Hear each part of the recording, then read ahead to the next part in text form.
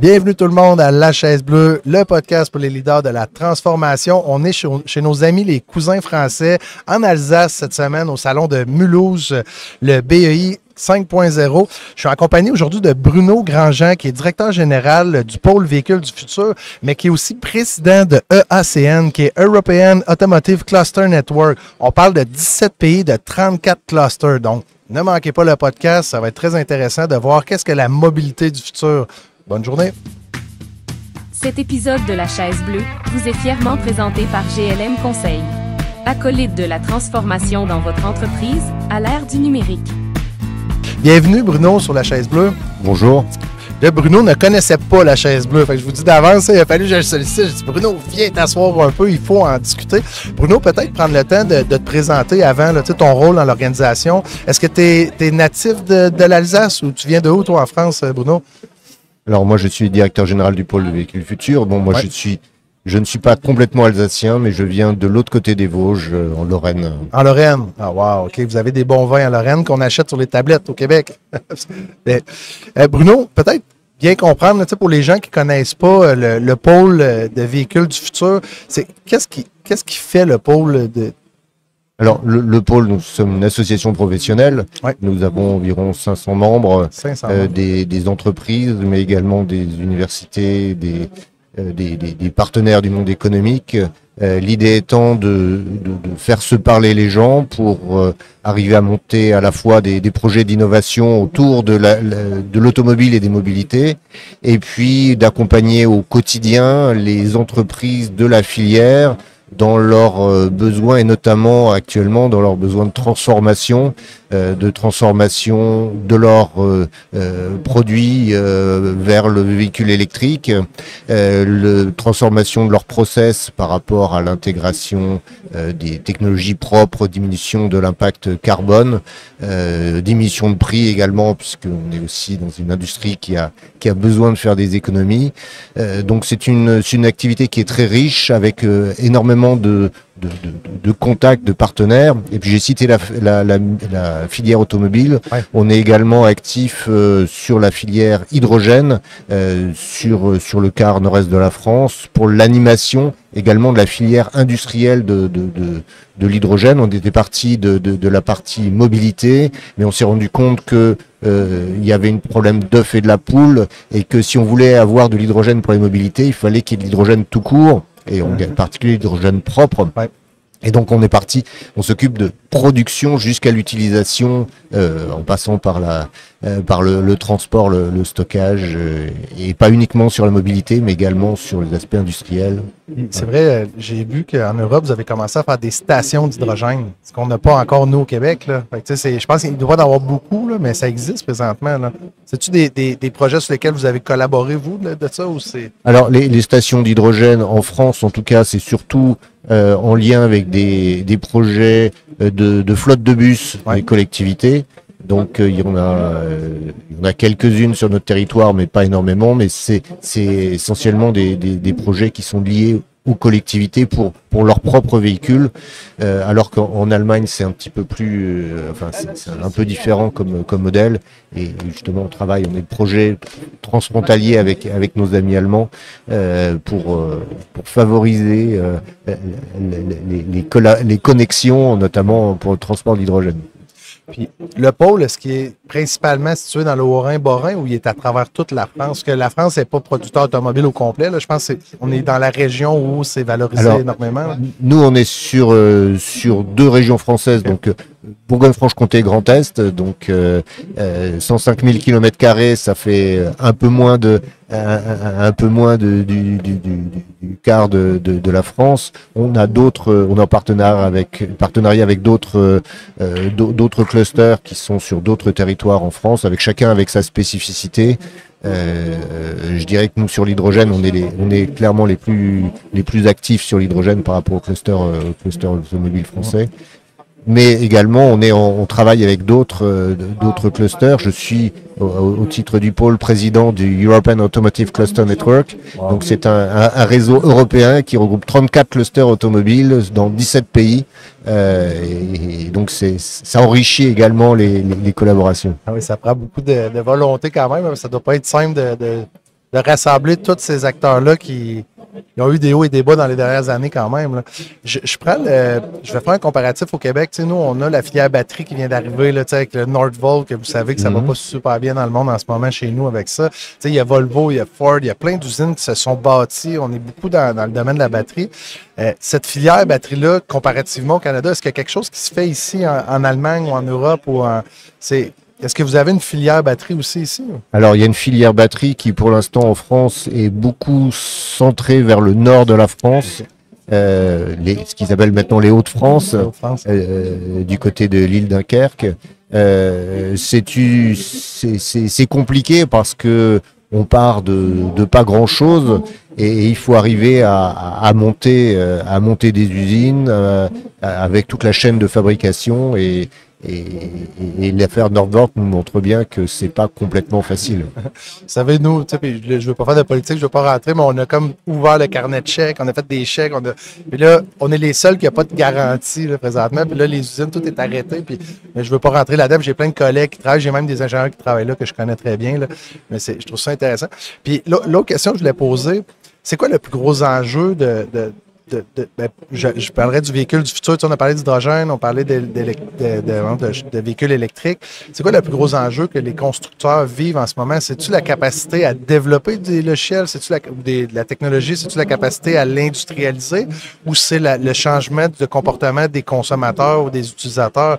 Qu'est-ce qui est le plus gros enjeu? Peut-être que c'est complètement d'autres choses, hein, mais... Je crois qu'actuellement, le plus gros enjeu de l'industrie automobile, en particulier européenne, c'est le prix de vente. C'est d'arriver à fournir aux clients des véhicules qui correspondent au prix qu'ils sont capables de mettre.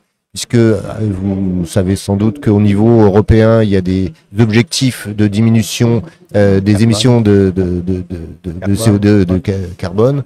Et qu'en 2025, il y a un gros palier et que pour l'instant, ce palier semble très compliqué à atteindre et les constructeurs automobiles ont absolument besoin de vendre des voitures électriques. Sauf que les voitures électriques qui sont sur le marché actuellement, en tout cas les voitures produites en Europe, sont trop chères par rapport à ce que les consommateurs veulent payer.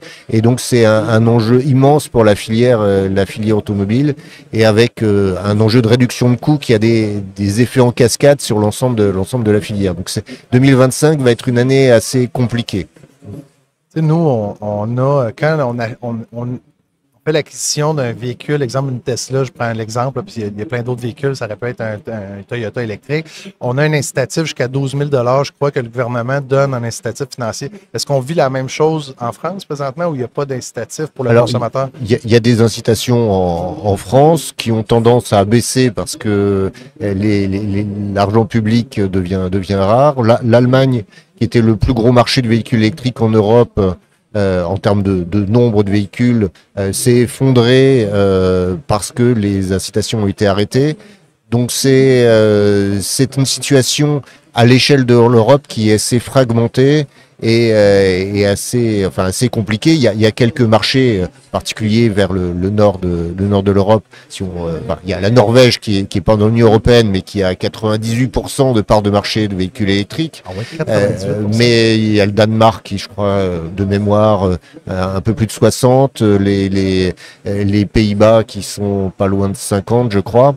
Mais ça, c'est plutôt des exceptions. Et dans le sud de l'Europe, on est à moins de 5% parce que les voitures sont trop chères par rapport au niveau au pouvoir d'achat des personnes. Je vais te poser une question. Peut-être que, Bruno, tu vas me dire, Benoît, pas sûr que je suis la bonne personne pour répondre. Peut-être que oui. Tu sais, quand on construit des véhicules, autant, si vous avez Renault, vous avez Peugeot, l'Allemagne, la Volkswagen, ils ont tous les véhicules européens. On s'entend, même nous, on consomme vos véhicules au quotidien chez nous. Là, la chaîne d'approvisionnement, ça fait des années qu'elle se ressemble beaucoup. Là, on convertit les véhicules vers des nouvelles technologies, vers l'électrification, vers la chaîne d'approvisionnement. Le bonheur des uns doit faire le malheur des autres. Là, en voulant dire qu'il doit y avoir des compagnies qui perdent beaucoup de parts de marché dans pas l'approvisionnement, mais les tiers 2, tiers 3. Je ne sais pas si on dit ça en France, mais est-ce que ça a un gros impact sur l'économie en région des fabricants qui fabriquaient des pièces pour des véhicules qui sont peut-être plus les véhicules du futur? Ou est-ce qu'on le voit économiquement? Ou? On a déjà eu des fermetures de sites, en particulier des entreprises qui étaient uniquement spécialisé dans la fabrication de pièces de moteurs thermiques sur des fonderies, mais c'est des choses qui continuent à se passer à bas bruit, mais on accompagne les entreprises dans ce processus d'essayer de se transformer. Donc, mais encore une fois, il y a l'aspect technologique et il y a l'aspect prix. Et les prix chinois ont tendance à être un peu trop faibles par rapport à ce que peuvent sortir les fournisseurs européens. Donc il y a tout un enjeu économique. Il y a l'enjeu technologique.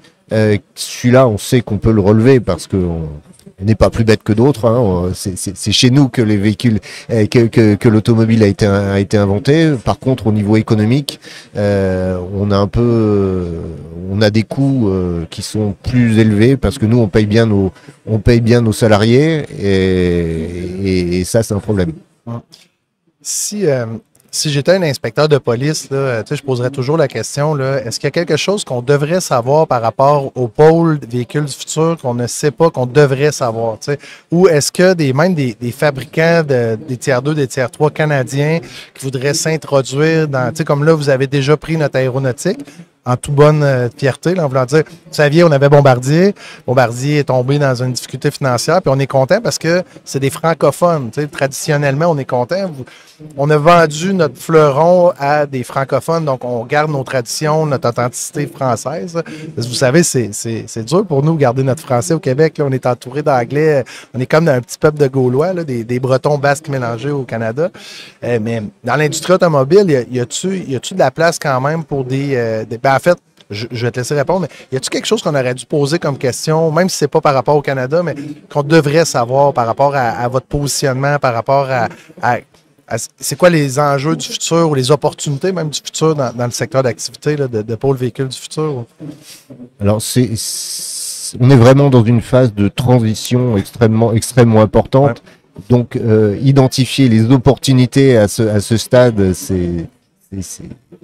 c'est un vrai enjeu. On voit, on aurait parlé de batterie et encore une fois, ce qui vient de se passer montre que les opportunités à un moment se concrétisent pas forcément à un moment suivant.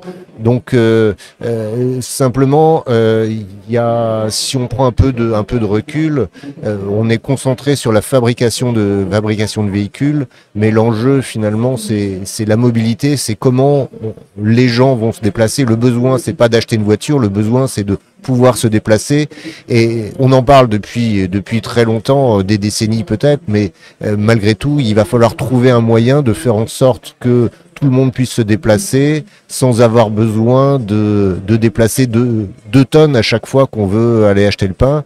Il y a plein de choses qui devraient se faire, mais il faut trouver les moyens d'arriver à changer le système. Parce que, pour donner un exemple, pour les gens qui écoutent, là, qui ne sont pas habitués de la France, là, j'ai pris l'avion à Montréal, je suis arrivé à Paris, j'ai fait Paris-Mulhouse, Bâle en avion, mais après, là, de Bâle à ici, là, train, je me suis rendu au salon sans difficulté, là, à la porte du salon. Là. Après, je suis retourné à l'hôtel, encore en train. Il y a quand même, vous avez quand même fait des beaux progrès à travers les années aussi. Là, la France a un beau développement quand même dans le réseau de transport commun, mais ce que j'imagine, c'est que c'est pas parfait encore. C'est ce que je comprends. Tout dépend à qui on se compare. C'est toujours. Ça. Nous, on n'a rien là. Voilà, par rapport à la Suisse, on est très mauvais, puisqu'en Suisse, on peut aller partout en transport en commun, même dans le plus petit village de montagne. Donc, effectivement, tout dépend à quoi on se compare, mais malgré tout, globalement, à l'échelle mondiale, je dirais, puisque on est face à des enjeux mondiaux malgré tout, il y a encore pas mal de choses à inventer, à la fois en termes techniques, mais surtout organisationnels, et puis pour que ça soit accessible au plus grand nombre et que ça soit pas, encore une fois, les plus riches qui soient capables de bénéficier des avancées de l'inventivité humaine.